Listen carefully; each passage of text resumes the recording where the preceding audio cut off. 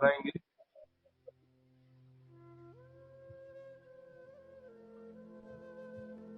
ओम नमो भगवते वासुदेवाय। ओम नमो भगवते वासुदेवाय। ओम नमो भगवते वासुदेवाय। मुखं करोति वाचालं पंगुं लंघयते गिरिं यत्कृपातमहं वन्दे श्रीगुरुदीनतारिणं परमानन्दमाधवं श्री। हरे कृष्णा। थोड़ा जोर से उच्चारण कीजिए। Hare Krishna. Yes, very nice. तो आज हम श्रीमद् भगवद गीता के दूसरे अध्याय से श्लोक संख्या 67 समझ रहे हैं। और 66 में हमने समझा था शांति का सूत्र, और वो था अगर हम भगवान श्री कृष्ण से जुड़े रहेंगे तो हमेशा शांति में रहेंगे और सुख में रहेंगे। उसकी पूरी सीरीज हमने समझी थी। अगर हमारी बुद्धि भगवान से जुड़ी हुई है तो हमें दिव्य बुद्धि में स्थित होकर हमारा मन स्थिर रहेगा, और मन अगर स्थिर रहेगा तो मन शांति प्राप्त होगी, और शांति होगी तो फिर उससे सुख प्राप्त होगा। ये हमने कल समझा था।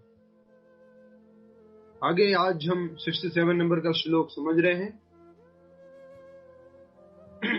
सभी लोग अपनी अपनी भगवद गीता खोल लीजिए, उसमें 67 नंबर का श्लोक, और वीडियो ऑन करके बैठिए, ऐसा आप सभी से आग्रह है हमारा।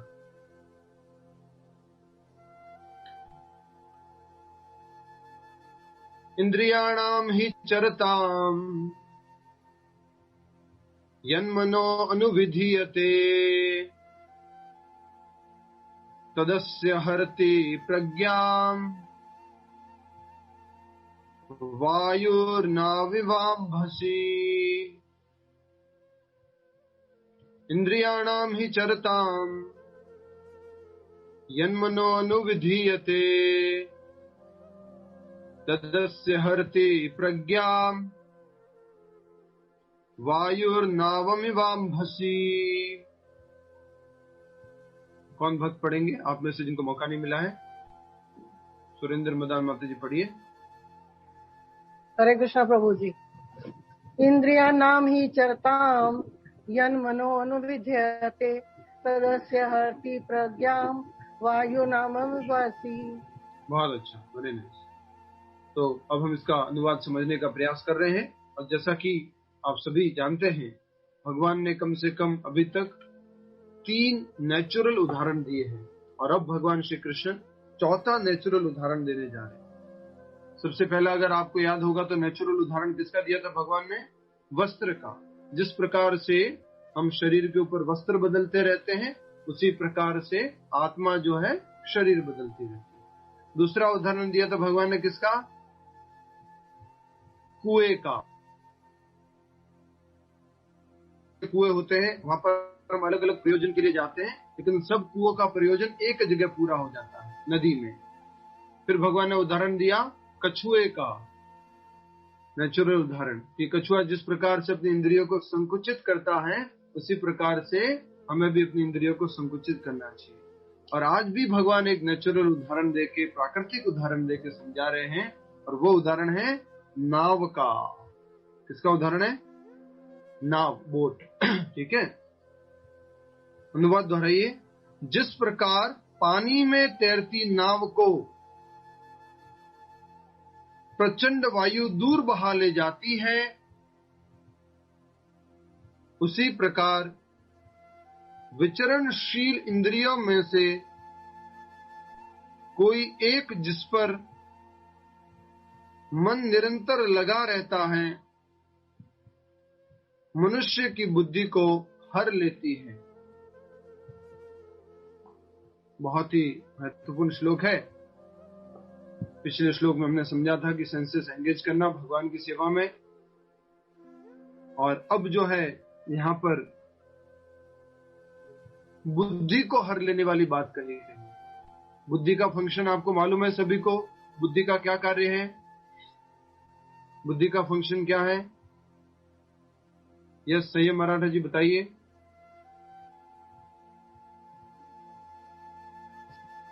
बुद्धि का फंक्शन है कि मन पे लगाम रखना। मन पे, ये फंक्शन नहीं है। फंक्शन, बुद्धि का फंक्शन क्या है? संगीता मुलेवा जी, सभी को मालूम होगा, ये तो हमने बच्चे वाला उदाहरण से समझा था ना। माइक अनम्यूट कर। हाँ बोलिए। हरे कृष्णा प्रभु जी, बुद्धि का फंक्शन ये है कि वो अपनी इंद्रियों को नियंत्रित करते हैं। यस, कौन बताएगा बुद्धि का फंक्शन? हरि बोल। सुभाषिनी माता जी कहीं पे दर्शन हो रहे हैं। माता जी बताइए, सुभाषिनी माता जी, बुद्धि का फंक्शन क्या है? अच्छे बुरे की समझ होना। अच्छे बुरे, हाँ, इसको इस तरह से कहेंगे, डिसीजन लेना, सही क्या है गलत क्या है, डिस्क्रिमिनेशन करना, वो बुद्धि का फंक्शन है, इंटेलिजेंस का फंक्शन है। तो ये बुद्धि का फंक्शन है, क्या सही है क्या गलत है, क्या करना चाहिए क्या नहीं करना चाहिए, वो सब बुद्धि का काम है। और वही बुद्धि अगर एक भी इंद्रिय, कल भी हमने उदाहरण समझा था, याद होगा आपको, 5 सर्पों वाला उदाहरण था। एक सर्प के 5 वुड है, उसके 5 फन है, तो हम पांचों को पकड़ के रखते हैं, लेकिन एक भी अगर हाथ से छूट जाता है तो तुरंत एकदम से बाइट कर लेता है, राइट। तो उसी प्रकार से हमें यहाँ समझना कि एक भी इंद्रिय के विषय की तरफ आकर्षित है तो व्यक्ति की बुद्धि को हर लेती है। एक भी इंद्रिय, ये पावर, और इस पावर को हमने देख लिया है कहां पर? मतंगा, कुरुंगा, मीना, भृंगा, पंचाभिरेवा, पंचा। चलो बता दीजिए, जल्दी से याद कर लेते हैं, ठीक है। वर्षा शर्मा माता जी, मीन का क्या, कौन सा सेंस आकर्षित होता है?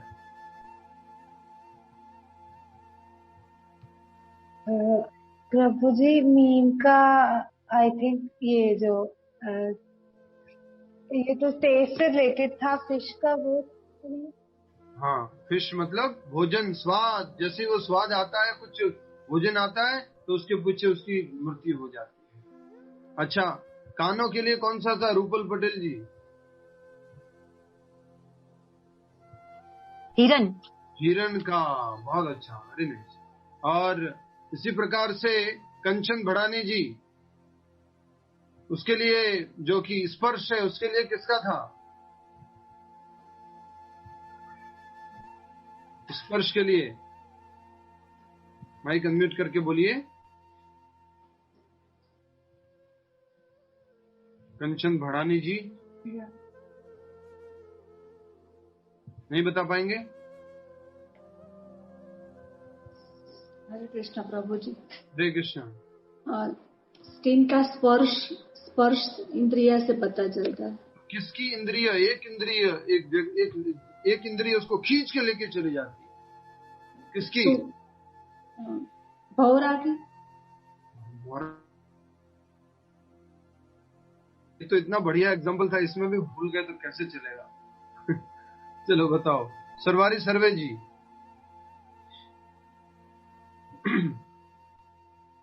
बोलिए। हरे कृष्णा, आवाज नहीं आ रही आपकी।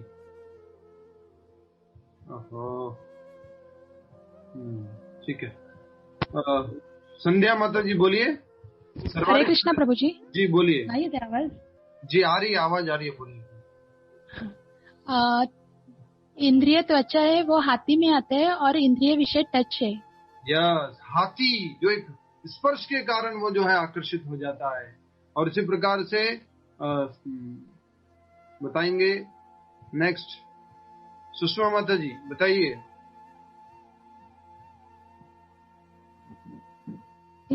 नाक के लिए कौन सी इंद्रिय है? भौरा। भौरा, वेरी नाइस, बहुत अच्छा। और कौन सा सेंसेस बच गया अभी? आंख। आंख के लिए कौन सा है? इशारा करके बताइए, आप कैसे एक्सपर्ट हो गए इशारा करने में, देख लेते हैं।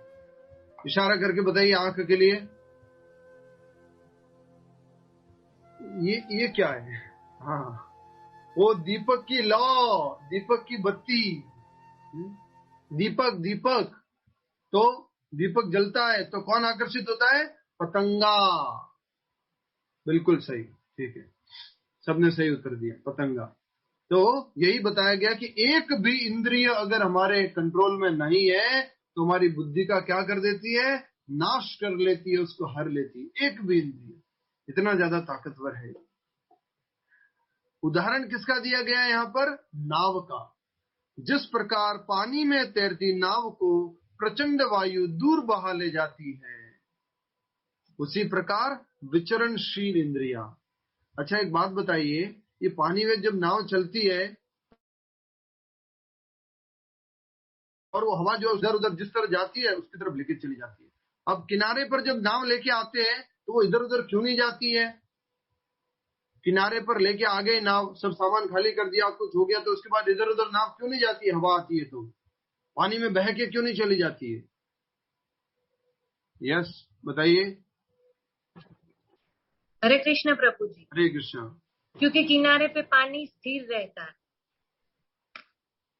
हरी बोल। वृंदा माता जी बताइए। हरे कृष्णा प्रभु जी, क्योंकि उसको एंकर कर दिया जाता है। यस, और एंकर को क्या बोलते हैं हिंदी में? उसको आई डोंट नो।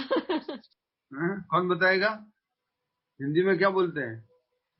यस, माता जी बताइए। अंकुश प्रभु जी। अंकुश। अभी तो बताएं, यहाँ पे किसी ने लिख के भेजा था। विभाजन माता जी क्या बोलते हैं? लंगर। यस, कौन सा वाला जो प्रसाद? यस, दिल्ली एनसीआर में लंगर बोले तो सीधा प्रसाद, एकदम से लाइन में खड़े हो जाना। हरे कृष्ण। तो ये जो लंगर है, जब लंगर लगा हुआ है, एंकर किया हुआ है, तो ये नाव इधर उधर हवा भी आएगी, इधर उधर थोड़ा बहुत हो जाएगी, लेकिन बह के नहीं जाएगी। तो उसी प्रकार से हमें क्या करना है? अर्जुन के चौथे प्रश्न का उत्तर है अपनी इंद्रियों को कैसे एंगेज करता है। तो यहाँ पर कहा गया है हमें भी अपनी इंद्रियों को, अपने मन को एंकर करके रखना है, लंगर डाल के रखना है, नहीं तो ये भागते रहेंगे, भागते रहेंगे। तो हम सबसे पहले तो इसमें एंकरिंग के लिए कल हमने बता दिया था आपको, मन को कैसे एंकर करते हैं। कौन बताएगा मन को कैसे एंकर करते हैं? स्वाति जी बताइए, मन को कैसे एंकर करते हैं, मन को कैसे मजबूत बनाते हैं? अपनी इंद्रियों को कृष्ण भावनामृत में लगा के। यस, अपनी इंद्रियों को कृष्ण भावनामृत में। तो इंद्रिया हो गई, मन का बताइए। मन को स्थिर करना है प्रभु जी। कैसे करेंगे? बुद्धि को भगवान में लगा के। अब मन की बात हो रही है तो बुद्धि में चले गए, मन की बात हो रही है इंद्रियों में चले गए, मन की बात बताइए। बुद्धि को कैसे ताकतवर बताएंगे? कल हमने अच्छे से समझा था। भगवान में लगा के ना बुद्धि को। यस, कौन बताएगा? जल्दी से, रितु अग्रवाल जी। हरे कृष्ण प्रभु जी। चैंटिंग करके, जप करके बुद्धि को लगाए, बुद्धि को ताकतवर बनाएंगे। मन को चैंटिंग करके, बुद्धि को कृष्ण गीता पढ़ के, शास्त्र आदि पढ़ करके, भगवत गीता भागवत आदि पढ़ करके बुद्धि को ताकतवर बनाएंगे। और मन को हम कैसे ताकतवर बनाएंगे या क्लीन करेंगे? भगवान के नाम का जप करके, हरे कृष्ण महामंत्र का जप करके। जैसा कि वो 5 फन वाला सांप था, तो उसके लिए क्या होता है? एक सपेरा होता है और वो मंत्र बोलता है और वो ऑटोमेटिकली सारे के सारे सांप जो है, वो फन जो है कंट्रोल में आ जाते हैं। उसी प्रकार से हमारे मन को भी हमें अगर नियंत्रित करना है तो मंत्र बोलना पड़ेगा। और आप आज सबसे निवेदन करता हूं, मंत्र शब्द का अर्थ लिख लीजिए। मंत्र शब्द का अर्थ, हम लोग बोलते रहते हैं ना, मंत्र मंत्र मंत्र बोलना है, मंत्र करना है, ये करना है। मंत्र शब्द का अर्थ है मनः इति त्रायते इति मंत्रः। मन को जो चिंताओं से मुक्त कर दे, बुरे विचारों से मुक्त कर दे, उसको मंत्र कहते हैं।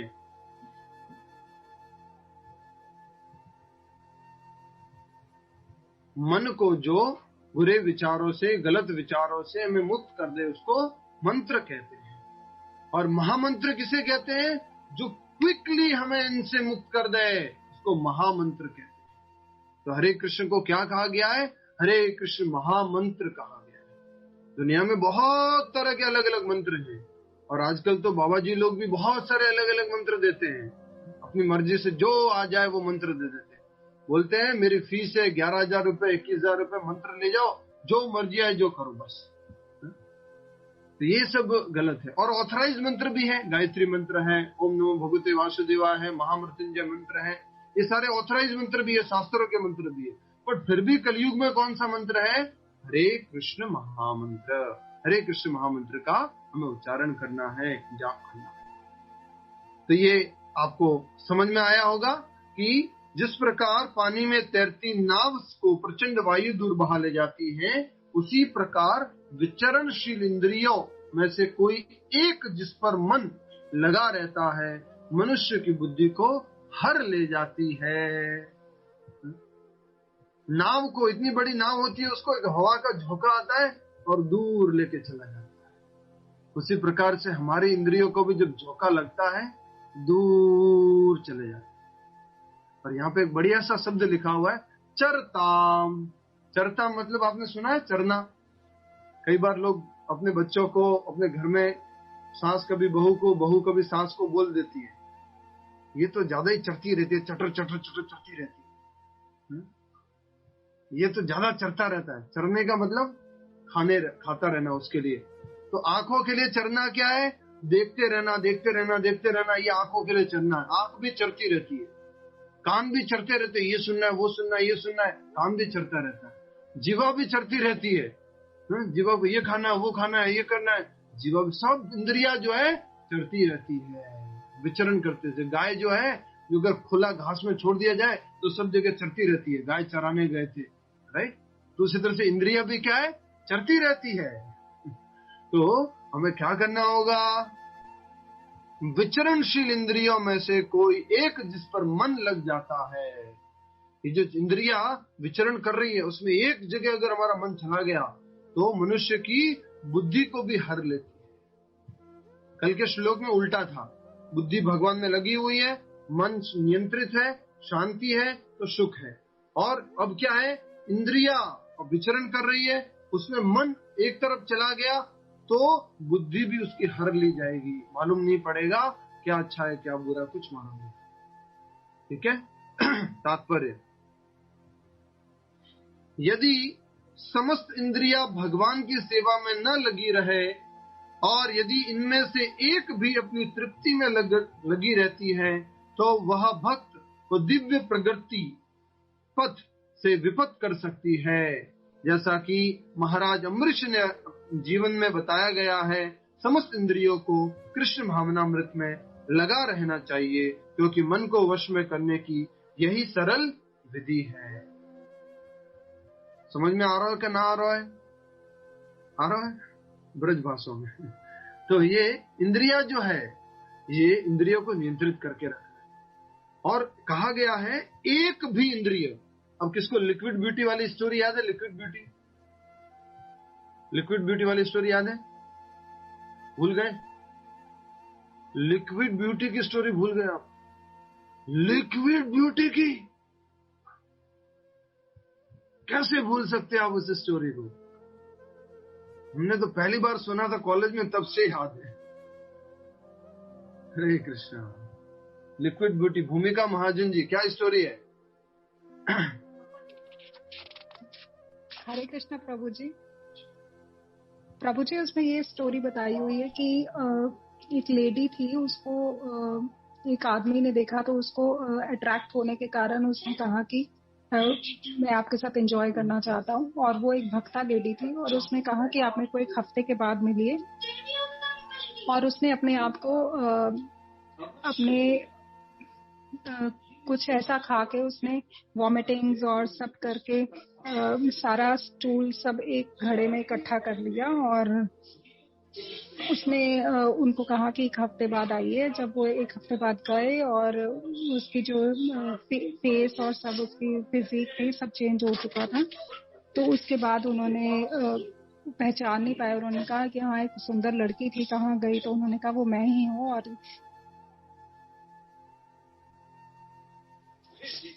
बहुत अच्छा, वेरी नाइस, वेरी गुड। ये आपको शायद पहले से याद है, अच्छी बात है, वेरी नाइस। आपको याद है मैंने क्या उदाहरण दिया था? एक आईएएस ऑफिसर है, वो बहुत टॉप सीक्रेट काम करता है, प्राइम मिनिस्टर के साथ जुड़ा हुआ है, भारत का बेस्ट प्रोजेक्ट हाथ में लिया हुआ है। पर एक दिन जो है इंद्रिया जो चरती रहती है, एक दिन एयरपोर्ट से बाहर उतर रहा था तो उसकी इंद्रिया चरने चली गई।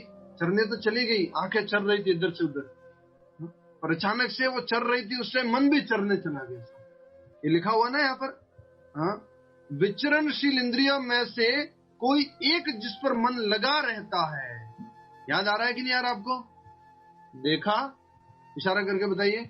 देखा, देखा, फिर देखा और देखता ही रह गया। याद है ना? तो ये वो व्यक्ति आईएएस ऑफिसर जो भारत की प्रोग्रेस के लिए बहुत विशेष प्रोजेक्ट्स में लगा हुआ था, वो व्यक्ति फंस गया। क्यों? क्योंकि उसकी इंद्रिया विचरण कर रही थी और उसी समय उसका माइंड भी वहां चला गया। अब माइंड पकड़ लिया तो साथ में क्या कर लिया, उसकी बुद्धि भी हर ले गई। ये टॉप एग्जांपल है, समझिएगा अच्छे से, पूरा का पूरा श्लोक इसमें अप्लाई होता है। उसकी बुद्धि भी हर ली। अरे मुझे भी ऑफिस जाना है, संसद भवन जाना है, प्राइम मिनिस्टर से मिलना है, कि इससे बात करनी है। एक लड़की थी, उससे वो बात करने चला गया, उसकी बुद्धि को भी हर लिया। सबसे पहले कौन गया बताइए, रूपल पटेल जी? सबसे पहले आपके घर में से कौन गया? मन। मन गया? बुद्धि नहीं, मन को कैसे मैसेज मिलता है? आई से देखा उसने। सबसे पहले आंख चरने चली जाती है, आंख चरती रहती है, ये सुंदर है, ये भी सुंदर है, ये और सुंदर है। पर चरते चरते क्या होता है, वो मन को खींच लेती है। जैसे हवा आती है ना, नाव के वो लेके चली जाती है, मन को भी खींच लिया। मन को खींच लिया तो मन ने क्या चालू कर दिया? कंटम्पलेशन। याद करो 2.62, ध्यायतो विषयान पुंसा, कंटम्पलेशन चालू कर दिया। जैसे ही कंटम्पलेशन करना चालू कर दिया तो क्या हो गया? आसक्ति डेवलप हो गई। तो अब तो मुझे मिलना है, बात करना है, फोन नंबर लेना है तो वो उसकी बुद्धि भी हर के लेके चली गई। उसका जो बड़ा प्रोजेक्ट काम करना था, उसको जो उसको प्राइम मिनिस्टर से मिलना था, उधर से उधर जाने की बजाय वो इधर मुड़ गया। उधर जाने की बजाय, इशारा कीजिए जैसे मैं कर रहा हूं, उधर जाने की बजाय इधर मुड़ गया वो, राइट? तो ये उसका बुद्धि जो है हर लिया। इसलिए ताकत, अल्टीमेट कंट्रोल बुद्धि के पास होता है। बुद्धि अगर ताकतवर है ना तो उसी टाइम माइंड को बोल देती, माइंड नहीं, अभी अपने को आगे काम करना, बड़े प्रोजेक्ट पे काम करना, उधर चलो। इंद्रियों को भी वहां से खींच के लेके आ जाते। याद है कल रथ वाला एग्जाम्पल? सारथी जो है बुद्धि है, रसिया जो है वो मन है, और घोड़े जो है इंद्रिया है। तो ये कल हमने समझा था। यदि समस्त इंद्रिया भगवान की सेवा में न लगी रहे और यदि इनमें से एक भी अपनी तृप्ति में लगी रहती है तो वह भक्त को दिव्य प्रगति पथ से विफत कर सकती है। जैसा कि महाराज अम्बरीश ने अपने जीवन में बताया, समस्त इंद्रियों को कृष्ण भावनामृत में लगा रहना चाहिए, क्योंकि मन को वश में करने की यही सरल विधि है।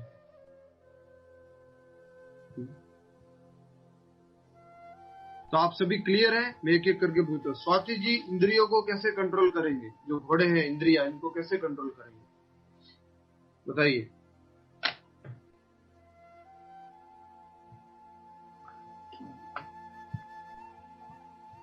इंद्रियों को कैसे कंट्रोल करेंगे? माइंड से। कल भी हमने समझा था, माइंड से। ठीक है, माइंड को कैसे कंट्रोल करेंगे? बुद्धि से। बुद्धि से करेंगे। पर अब माइंड को, बुद्धि को कैसे हम स्ट्रांग बनाएंगे?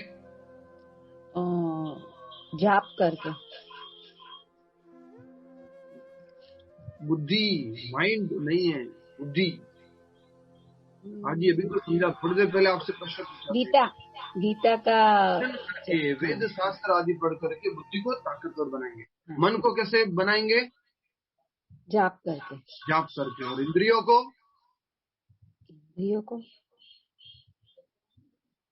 सेम है ना प्रभु जी भगवान का। इंद्रियों को राजा अम्बरीश महाराज के जैसे सबको अपने एंगेजमेंट दे करके, इंद्रियों को सेवा में लगा करके, आंखों को देखने में, कानों को सुनने में, जीवा को स्वाद लेने में, हाथ को साफ करने में, पैरों को मंदिर जाने में। कल भी एक ये चर्चा की थी हमने। हरे कृष्णा।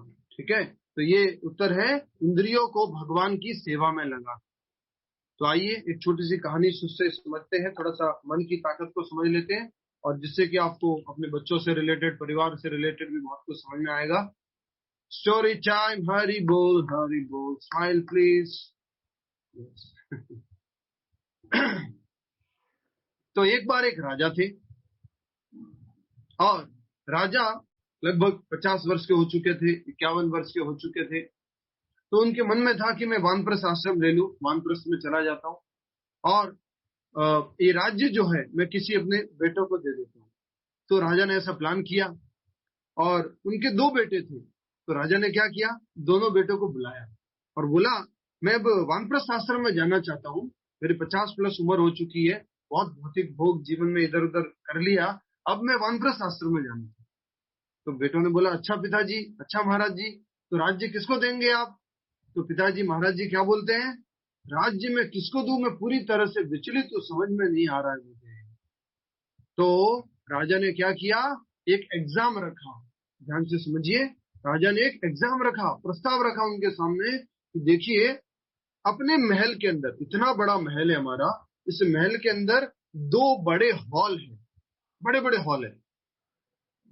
हॉल का मतलब समझ गए ना आप, बड़ा बड़े हॉल है महल के अंदर, बड़े बड़े बड़े हॉल है। मान लीजिए 100 स्क्वायर मीटर, इतने बड़े बड़े हॉल, इतने बड़े बड़े हॉल थे। तो राजा ने बोला उन दोनों को, दोनों के हाथ में राजा ने 500 रुपए दे दिए। पहले वाले को, जिसका नाम था, क्या नाम था, पटेल, पहले वाले को 500 दे दिए, और दूसरे वाले को, जिसका नाम था खैनी, उसको 500 रुपए दिए। ठीक है, एक पटेल था और एक खैनी था, उनको दोनों को 500 रुपए दे दिए, और बोला कि देखो, गुजराती बहुत इंटेलिजेंट होते हैं, पटेल और खैनी बहुत बुद्धिमान होते हैं, 500 रुपए देखो और बड़ा काम करके आ जाते हैं, पूरा दुनिया में घूम के चले आ जाते। तो आपके सामने टास्क है, ये 1 नंबर का हॉल तुम्हारा है पटेल, 2 नंबर का हॉल है खैनी तुम्हारा, और तुम्हारे को इन दोनों हॉलों को पूरी तरह से भर देना है, एकदम से 500 रुपए में ऐसा कुछ खरीद के लेके आना है, फुल पैक भर देना है, और जिसने अच्छे से भरा होगा उसको ये राज्य मिलेगा। ठीक है, तो पहला वाला जो पटेल था वो अपने 500 रुपए लेकर के, हाँ ये क्या बात है, अपन तो एक्सपर्ट है इसमें, ये सब तो बहुत किया है। मार्केट में जाता है, इधर उधर ढूंढता है, 500 रुपए में क्या मिलेगा क्या मिलेगा, पूरा ढूंढा इधर से उधर, दुकान में पूछा 500 रुपए में बताओ ना, हल्की से हल्की पेपर दे दो, कुछ दे दो, भर दो पूरा, ऐसा कुछ। तो 500 रुपए में उनका जितना बड़ा हॉल था उतना कोई आइटम नहीं मिला। तो आप सब लोग जैसे मार्केट में जाते हो और मार्केट में इधर उधर मार्केट ढूंढ लिया पूरा, और मार्केट क्या होता है, मार्केट खत्म हो जाता है, उसके पीछे क्या होता है? हरे कृष्णा। यस, अरुणा देवनानी जी, क्या होता है?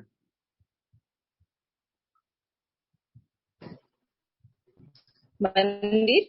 मंदिर होता है मार्केट के अंदर।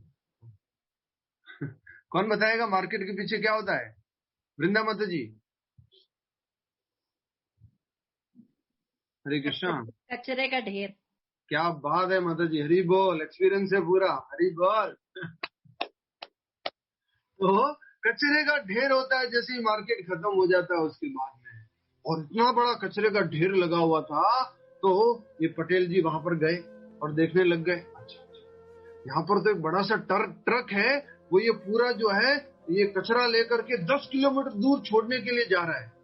अगर मैं इसको 500 रुपए देता हूँ, और मेरा 1 किलोमीटर पास में महल है और महल के अंदर हॉल है, इसको कितनी खुशी होगी।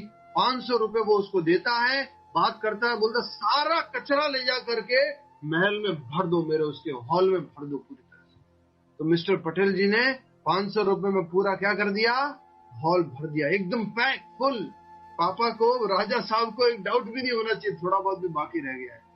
और 3-4 दिन हो गए, इतने का टाइम दिया था। राजा ने दोनों बेटों को बुलाया, पटेल और खैनी को।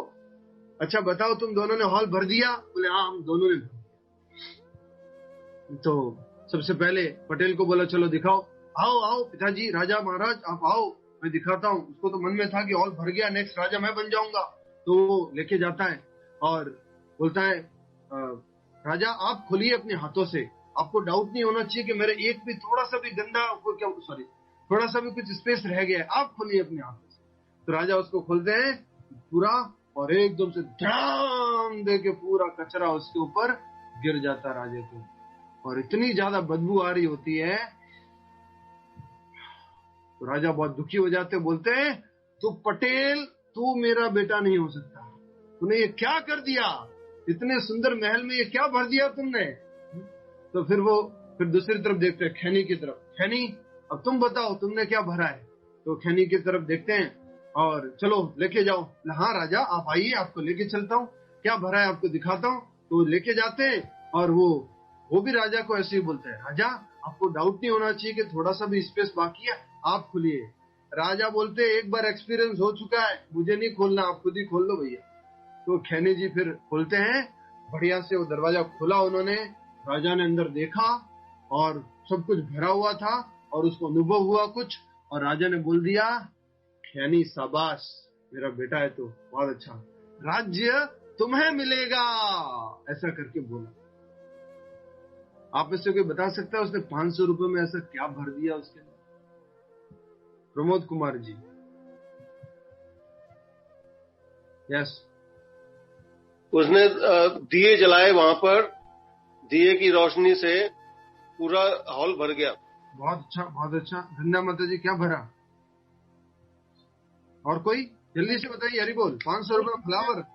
हरे कृष्णा प्रभु जी। हाँ मैं गेस कर रही हूँ, आई रियली डोंट नो।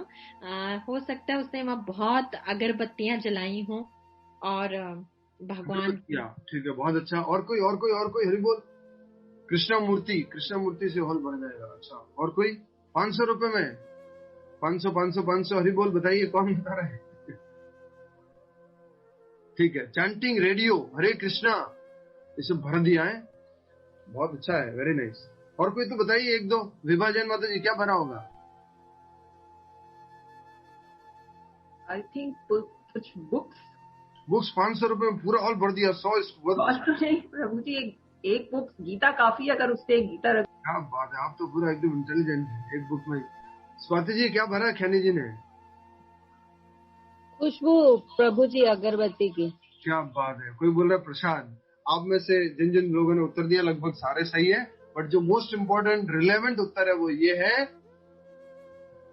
कि वो पास में हरे कृष्णा मंदिर गया, मार्केट नहीं गया, वो हरे कृष्णा मंदिर से जुड़ा हुआ था, भगवान का दर्शन किया, और दर्शन के बाद में वहां पास में अगरबत्ती लगी हुई थी, खुशबू आ गई उसको, और फिर गया काउंटर के ऊपर, वहां पे गोलोक और नाग चंपा अगरबत्ती मिल रही थी।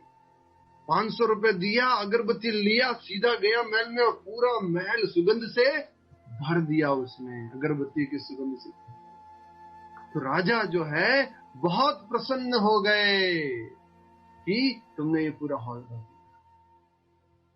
तो ये मिस्टर खैनी से बहुत खुश हुए।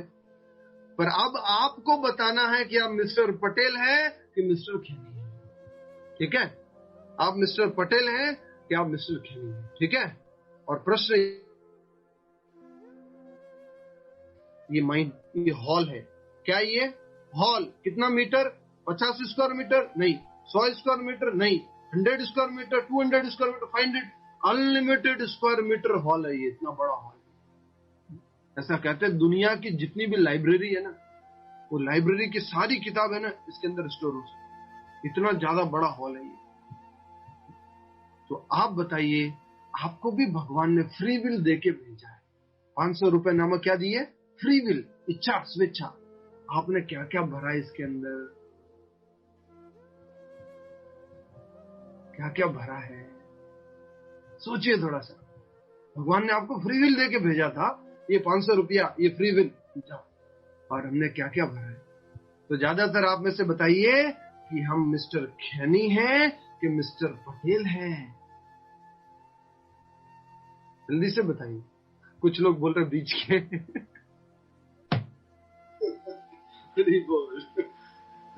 दोनों गड़बड़ हो जाएगा। बोले आधे पटेल है आधे खैनी है। बताइए ना क्या है, पटेल है कि खैनी है? शीतल जी कुछ नहीं बोल रहे, क्यों, क्या है? और कोई? लीला माता जी, पटेल है कि खैनी है? पटेल है। पटेल ऐसे नहीं था, पटेल ऐसे था। कुछ लोग बीच में हैं, अच्छी बात है। तो आप सभी को बता देता हूं कि हम सब लोग जो है उस पहले वाले राजा के पुत्र जैसे, मैं जाति का कुछ ऐसे ही तो मजाक के लिए उपयोग करता हूं, थोड़ा सा आप कनेक्ट हो जाए उसके लिए। पहले वाला जो पुत्र था वैसे हम सब लोग हैं।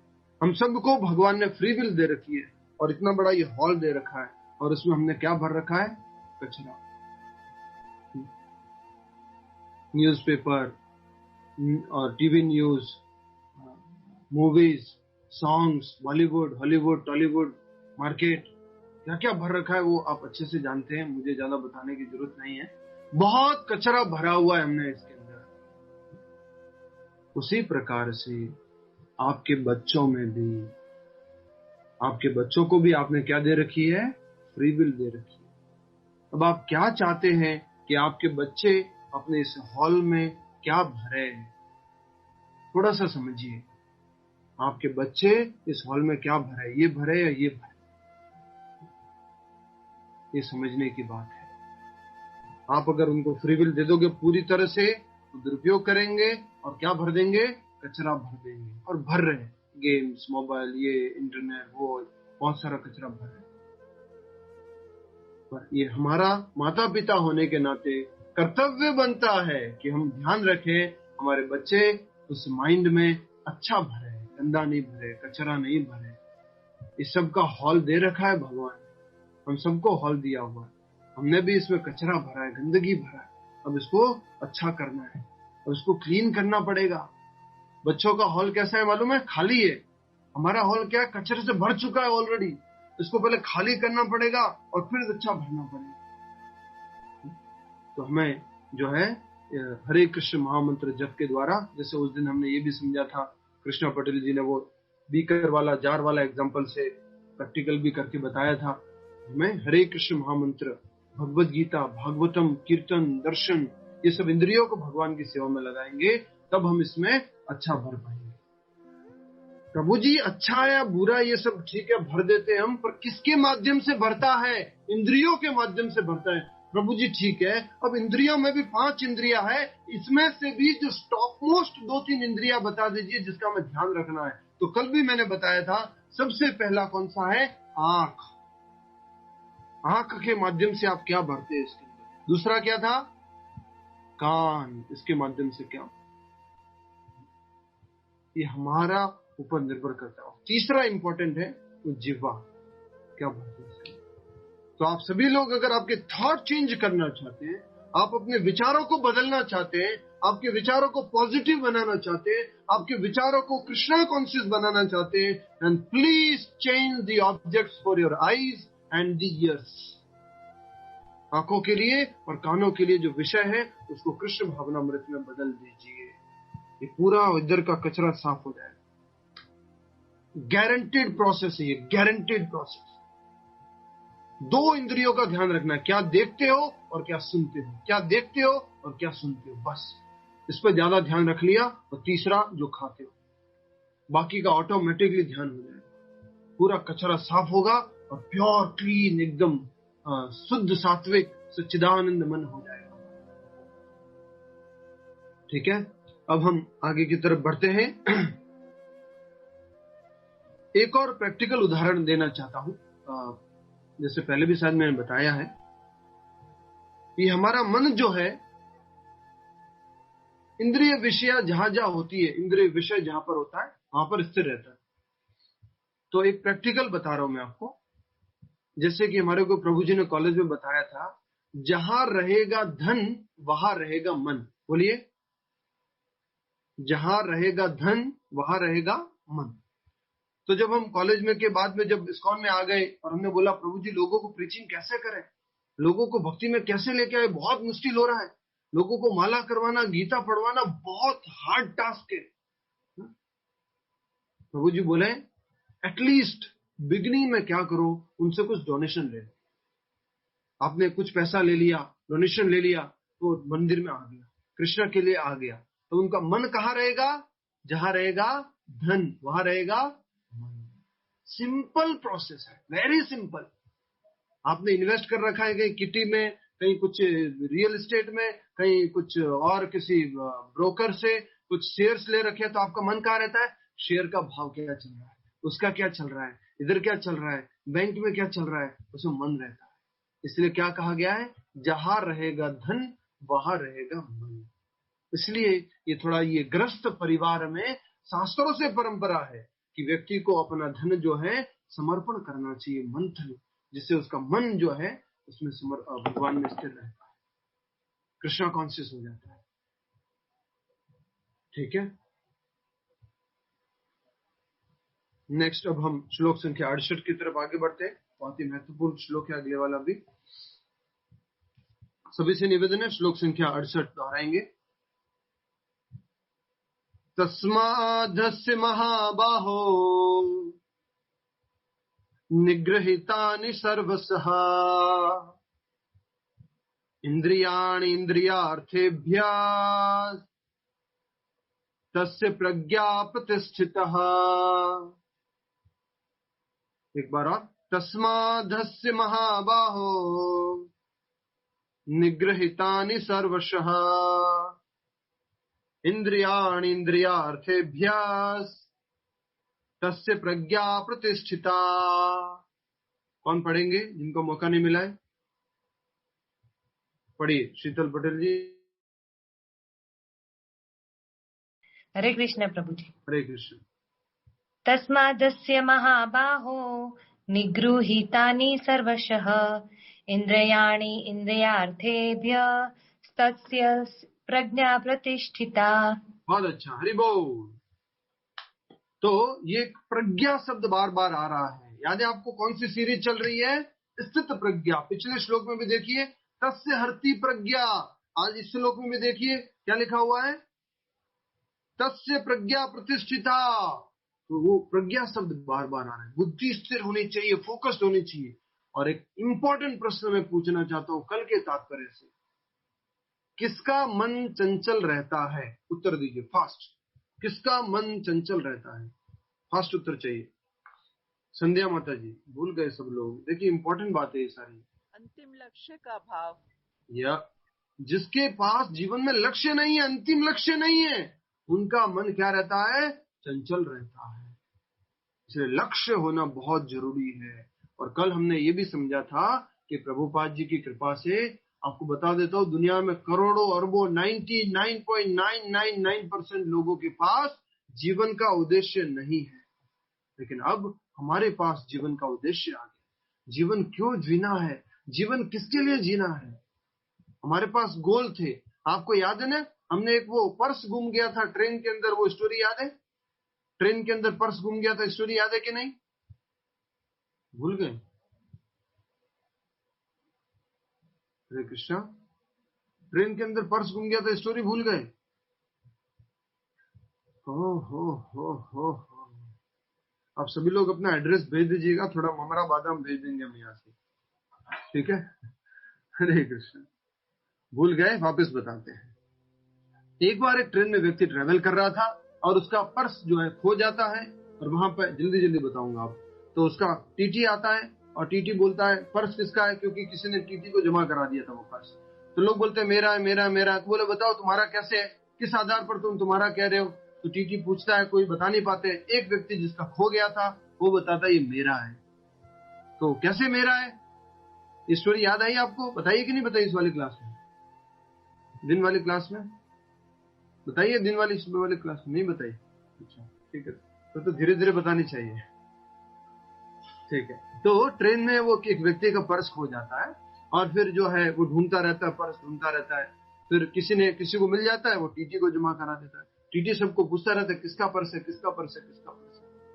तो वो टीटी जो है लेके घूमता है और जो जिसका खो गया था उस व्यक्ति के पास जाता है, मतलब पहुंच जाता है घूमते घूमते। वो बोलता है मेरा पर्स है, मेरा खो गया है। बाकी लोगों ने भी बोला था, तो उन्होंने प्रूफ मांगा, क्या प्रूफ है ये तुम्हारा है? तो उन्होंने कुछ बोला, तो तो उनका प्रूफ नहीं मिला, मैच नहीं किया। तो ये व्यक्ति बोलता है कि इसके अंदर जो है भगवान कृष्ण की ये वाली फोटो लगी हुई है। अच्छा, फोटो लगी हुई है कृष्ण की? हाँ, फोटो तो लगी हुई है। अच्छा बताओ ये कहाँ की है? बोले इस्कॉन मंदिर का ये कार्ड है, पीछे हरे कृष्ण मंत्र लिखा हुआ। पहली बार इस्कॉन गया था तो ये कार्ड मिला था, वो फोटो है अंदर। बोले बिल्कुल सही बोला, ये आपका कार्ड। तो टीटी फिर बाद में पूछता, भैया एक बात बताओ, मेरे अपनी पत्नी, तुमने ये अपने कृष्ण का फोटो क्यों लगाया हुआ?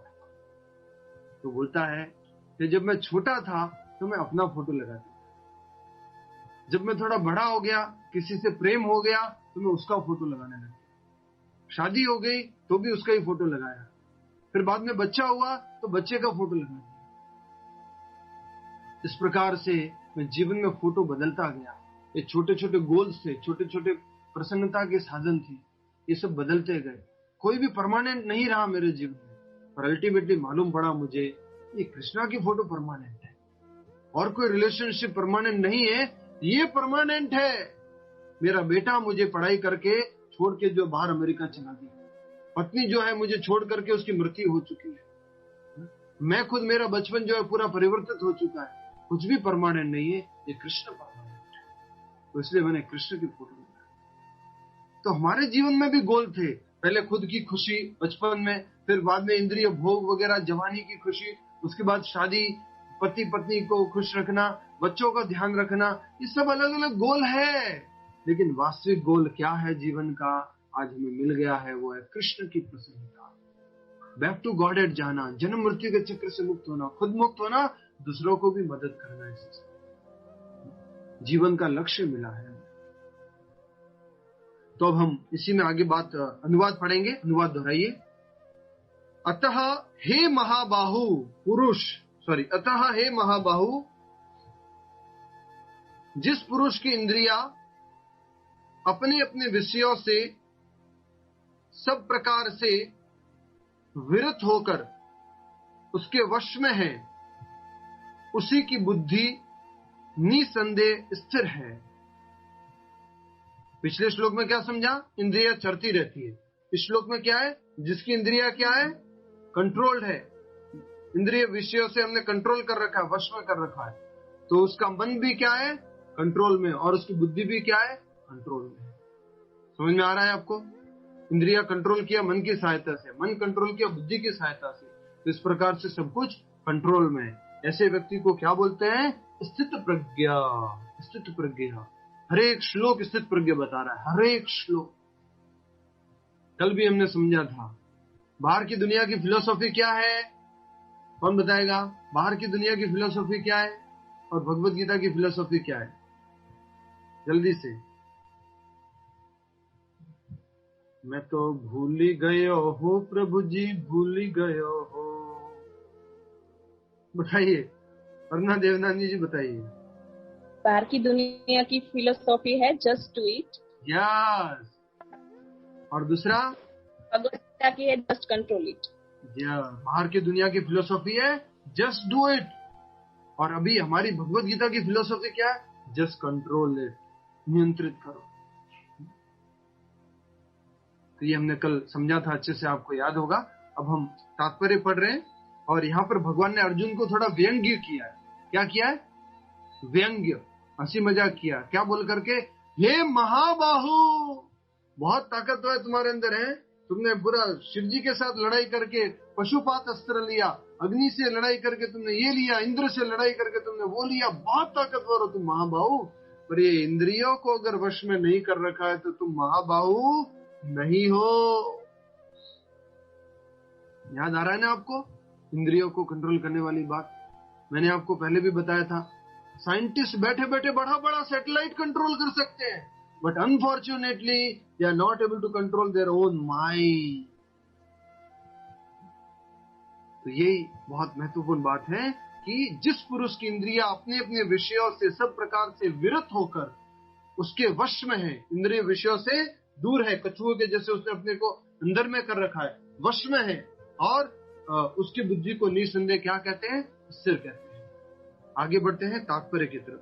कृष्ण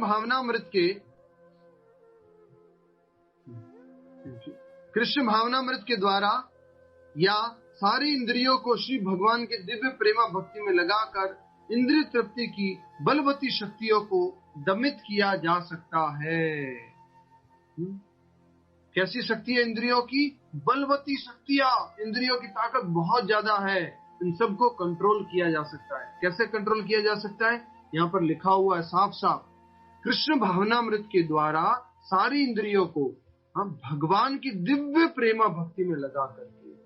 तो इंद्रियों के लिए हमने समझा था, अमरीश महाराज के उदाहरण से आपको याद ही होगा, जीवा को भगवान के तुलसी अर्पण जो है उनको प्रसाद पा करके, नाक को भगवान के अर्पण उस फूलों को सूंघ करके, कान को भगवान का गुणगान सुन करके, आंखों को भगवान का दर्शन करके, मस्तिष्क को भगवान का प्रणाम करके, हाथों को मंदिर साफ करके, पैरों को तीर्थ स्थान का दर्शन करके, स्पर्श को भक्तों का आलिंगन करके, इस प्रकार से हम अपनी इंद्रियों को दिव्य प्रेमा भक्ति में लगा सकते हैं और अपनी इंद्रियों को निग्रह कंट्रोल कर सकते हैं।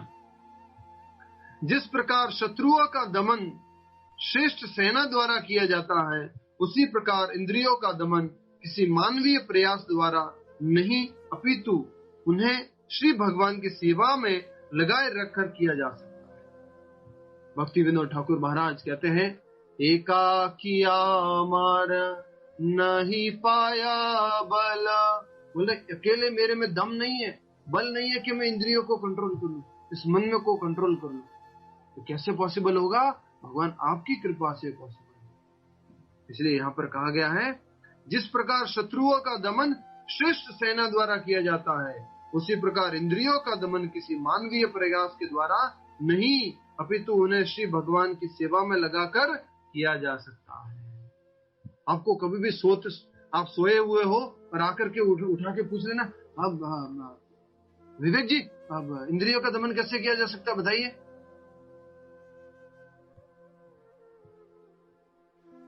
बताइए। भगवान की सेवा में लगते सोते हुए हो ना, सो के उठा दे, तुरंत ऐसे आ जाना भगवान की सेवा में लगा करके, ऐसा एकदम। फिर आगे एक मुझे छोटी सी बात और बतानी है, समय का देख लेते हैं।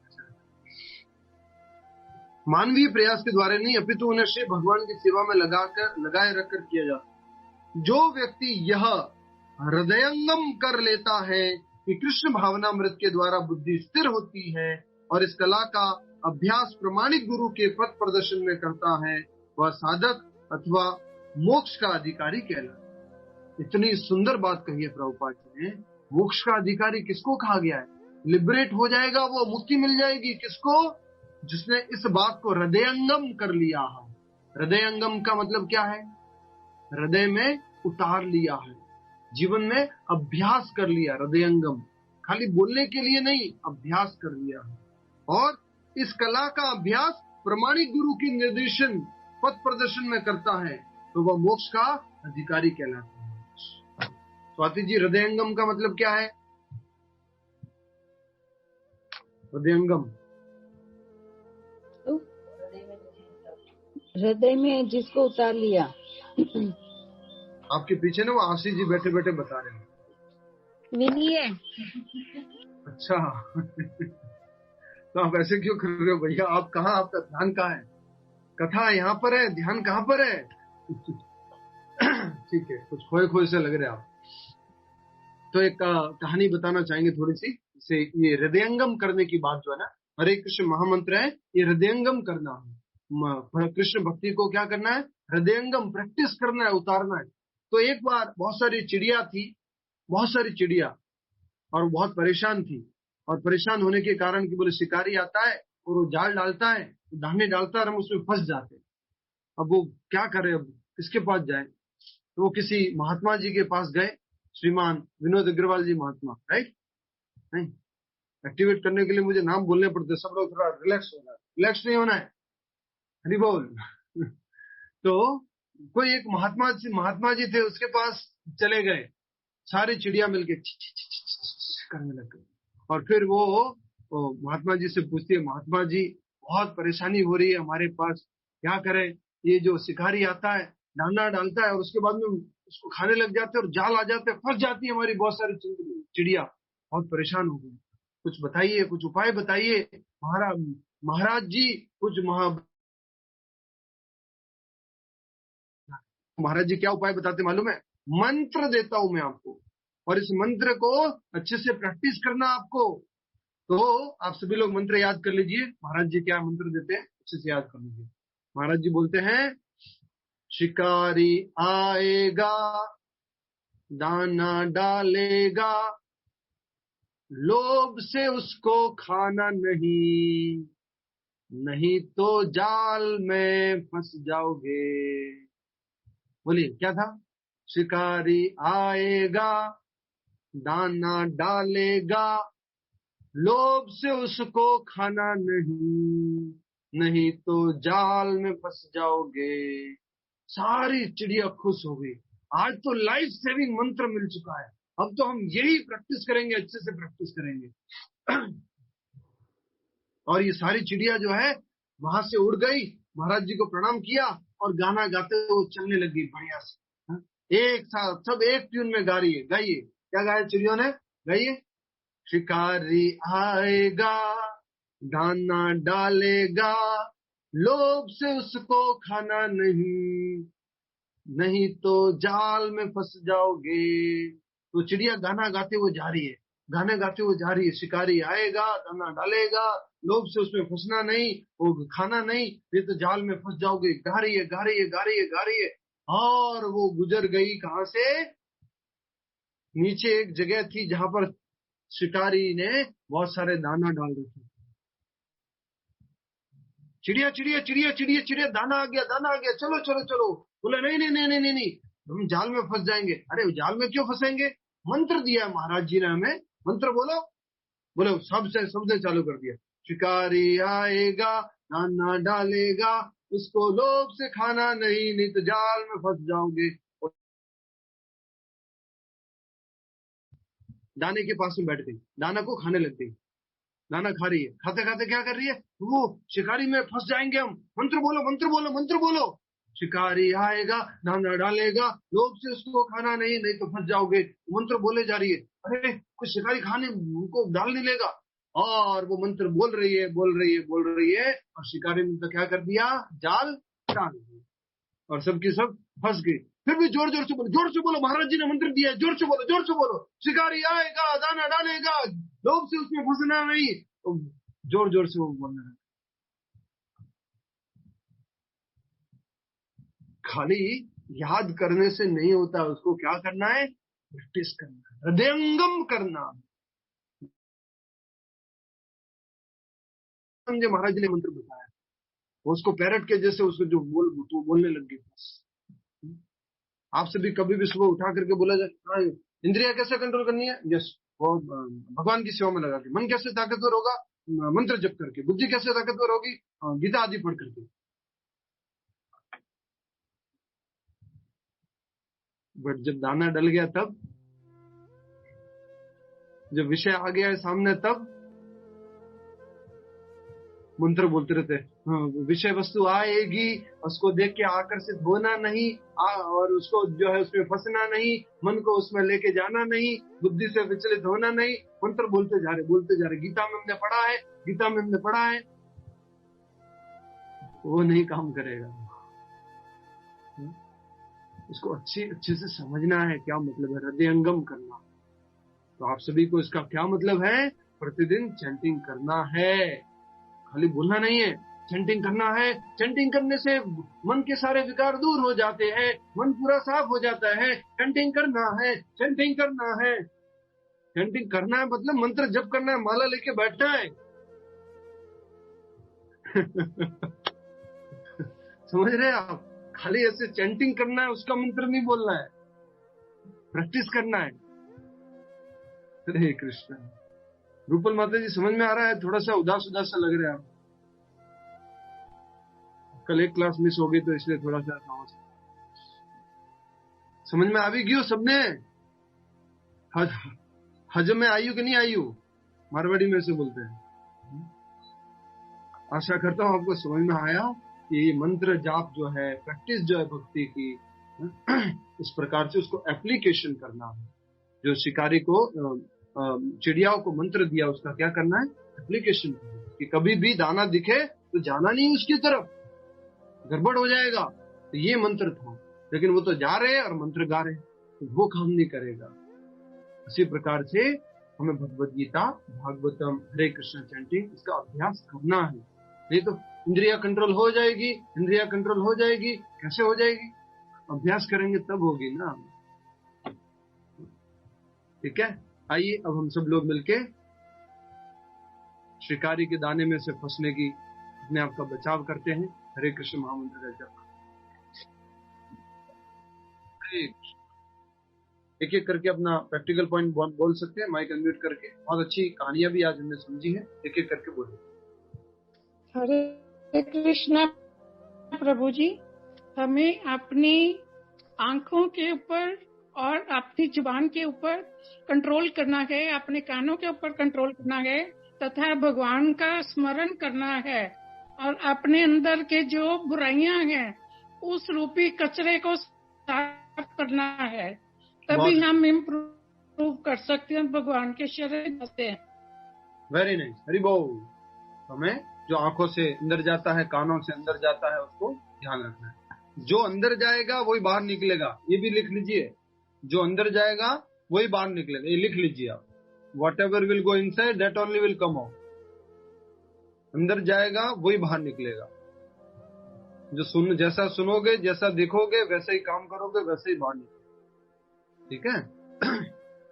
हरे कृष्ण प्रभु जी। कचरा अंदर डालेंगे तो कचरा बाहर निकलेगा। जी हरे कृष्ण प्रभु जी। हरे कृष्ण। प्रामाणिक गुरु के पथ प्रदर्शन में मंत्र जाप के एप्लीकेशन को हमको प्रैक्टिस में लाना है।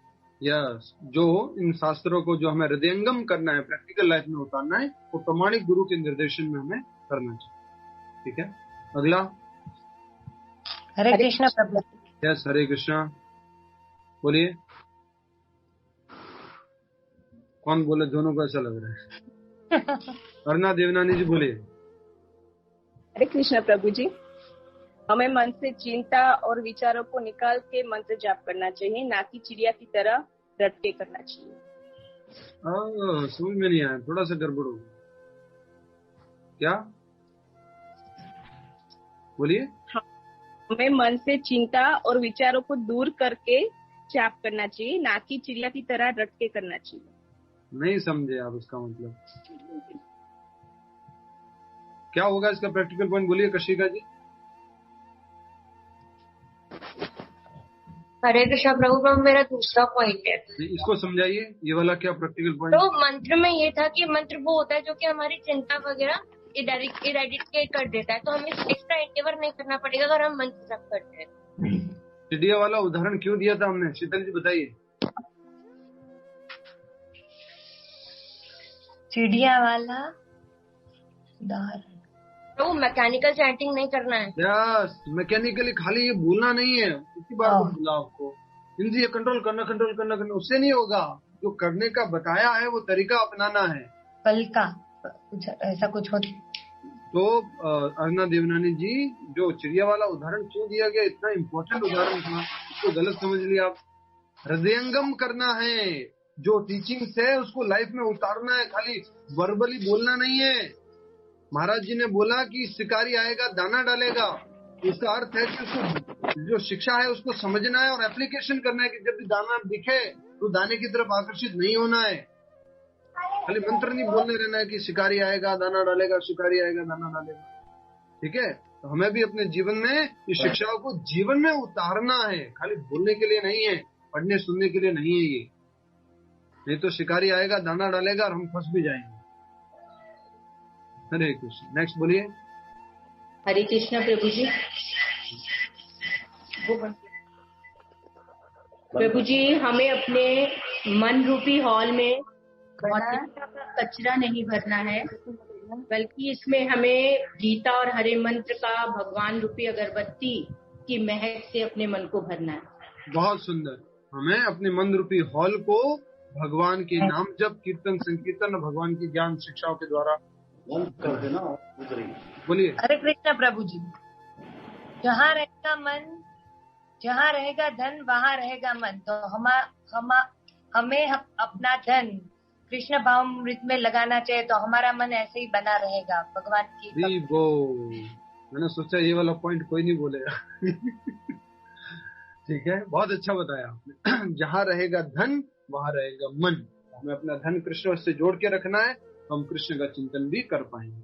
जैसे छोटा सा उदाहरण देते हैं, मंदिर का कंस्ट्रक्शन के लिए जैसे कुछ सेवा आपने किया मान लीजिए, तो आपका नेक्स्ट टाइम पूछते रहेंगे प्रभु जी मंदिर कितना बना, कैसा चल रहा है काम, क्या हो रहा है। भले छोटा सा कंट्रीब्यूशन है तो फिर भी हमारा मन लगा रहेगा।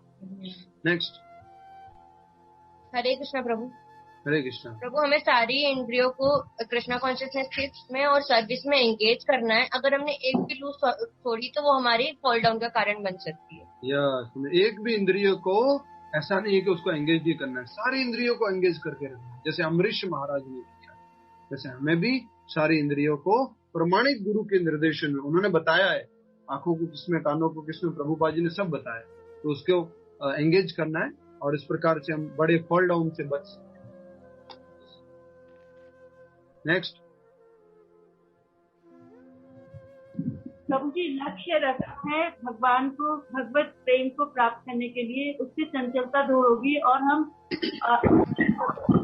हमारा मन भगवान में लगा रहेगा। जब लक्ष्य एक ही होगा कि कृष्ण भगवान जैसे प्रहलाद और ध्रुव के लिए प्रकट हुए, हमारे लिए भी हो सकते हैं। जब आपके मन में हमारा लक्ष्य, जीवन में लक्ष्य होना चाहिए, जीवन का लक्ष्य, जीवन के छोटे छोटे लक्ष्य नहीं होने चाहिए कि अभी खुद का ध्यान रखना है, फिर वाइफ का ध्यान रखना है, फिर बच्चों का ध्यान रखना है, और इस तरह से ये जो है उनका ध्यान, ये सब तो छोटे छोटे लक्ष्य है। हमें सबसे बड़ा लक्ष्य क्या बनाना है? कृष्ण भावनामृत, कृष्ण प्रेमा भक्ति, जन्म मृत्यु के चक्र से मुक्त होना, मोक्ष प्राप्त करना, ये जो जीवन का वैसे ही लक्ष्य।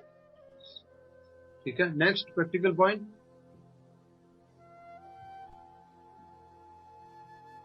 हरे कृष्णा। बोलिए बोलिए, माइक अनम्यूट करके बोलिए, बहुत इंपॉर्टेंट, बहुत सारी बातें आपको। हरे कृष्णा जी।